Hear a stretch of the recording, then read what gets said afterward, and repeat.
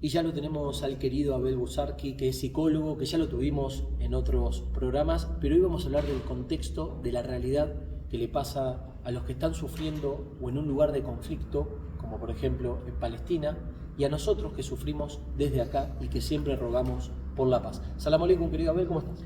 Walaikum salam, Jalen. Alhamdulillah, todo bien. Alhamdulillah, siempre hay que decir alhamdulillah. Alhamdulillah, sí. Bueno, Abel, me meto de lleno con cómo podemos llevar algo que es, me voy a dormir, no sé si me voy a despertar, voy a mi casa, no sé si la encuentro, salgo a hacer las compras, cuando vuelvo.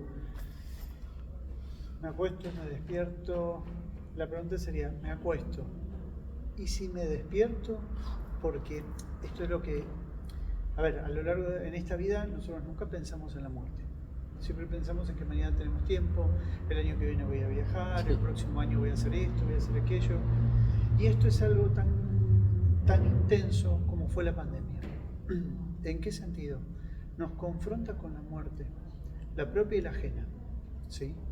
Y es tan duro esto que como nunca lo pensamos, nunca lo entendemos, nunca nos preguntamos qué va a pasar con nosotros, qué va a pasar con los seres queridos, con los que se quedan, con los que se fueron. Son muchas preguntas que a nivel existencial nos lleva a pensar.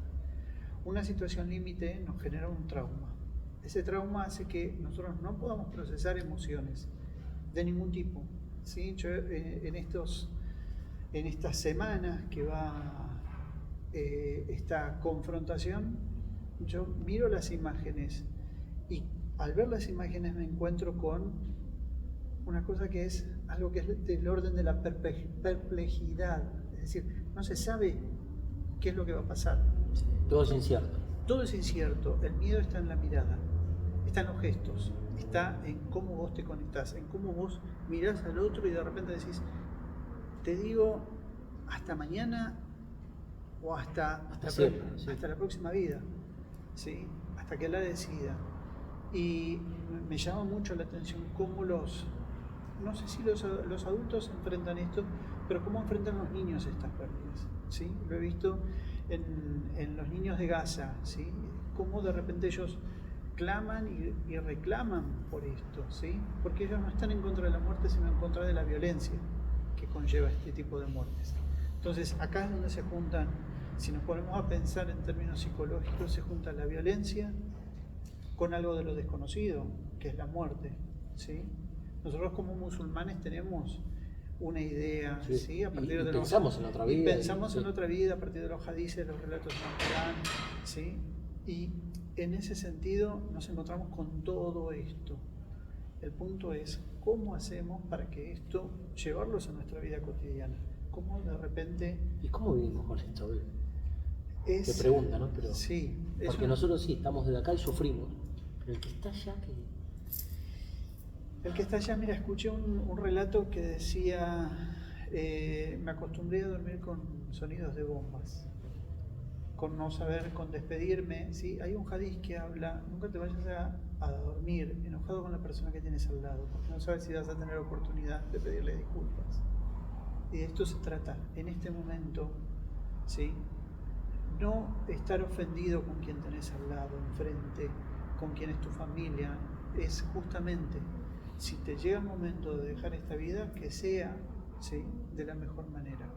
Porque enfrentarte a esto es una manera de aceptar que esta vida es finita, que nosotros tenemos una existencia finita. Y un principio y un final. Exacto. No hay algo que digamos, bueno, yo tengo tiempo. Claro, pero yo digo, ese final que lo tengo casi al alcance de mi mano y lo veo porque estoy en una situación compleja, extrema, como lo que están viviendo, por ejemplo, en Gaza. Entonces, ¿cómo vivo con eso? Es difícil ponerse en la piel, ¿no? Es difícil y es duro porque vos te pensás en esa situación que te vas y te decís, bueno, me voy a acostar, están bombardeando a 50 cuadras, ¿sí? Y sentís las explosiones, salís a la ventana, lo mirás, te encontrás con eso. Y creo que lo más terrible de todo esto es el grado de violencia con el que se vive esto. Porque vos decís, bueno, me morí, se murió, bueno, es parte de la vida, al principio del fin. Claro, sí. Pero el tema es la violencia con la que se vive.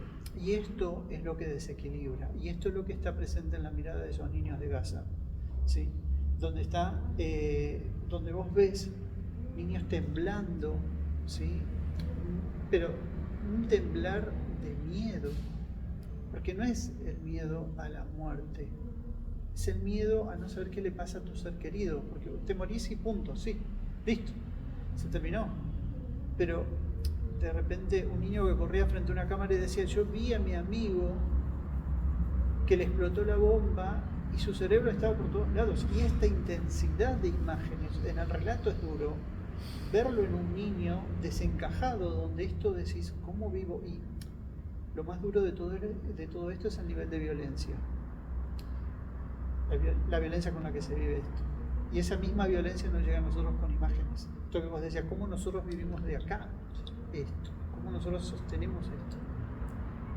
Ahí es donde hay recomendaciones, ¿sí? Primero y principal, regular la cantidad de tiempo a exposición a este tipo de imágenes. Nosotros acá. Nosotros desde acá. El que está allá es inevitable. El que está allá es inevitable. Salís y lo ves, te encontrás. Y aparte 24 horas, no es que bueno, de 3 de la tarde a 3 y media, no. Es que lo violento de esta situación es que vos vas caminando y de un escombro sentís una voz. Entonces vos te acercás y no sabes quién está ahí abajo. Un niño, un hombre, una mujer, ¿sí? Un ser vivo ahí abajo. Y esto es por eso digo, salvando las diferencias, la pandemia nos enfrentó con una muerte, con una posibilidad de morir inminente. Y de valorar también más la vida. Y de valorar la vida. Acá no solamente es la muerte, sino la violencia con la que se vive en este mundo. Que eso es lo más duro que nos toca pasar. El grado de violencia con el que estamos. Entonces, ahí es donde te digo, si tenemos que pensar en algo, en cómo como musulmanes sabemos, tenemos que ser dua, tenemos que ser súplicas. Saber, paciencia. Paciencia, la paciencia es fundamental en esto. Y acá qué paciencia hay que tener, ¿no? Es una prueba enorme que Es tienen una nuestros gran hermanos prueba. de Gaza. ¿Sí? El saber que hoy estamos, mañana no, eso, siendo musulmanes, crecemos con esa idea, pero no con violencia. ¿Sí? Por algo, en el Corán está que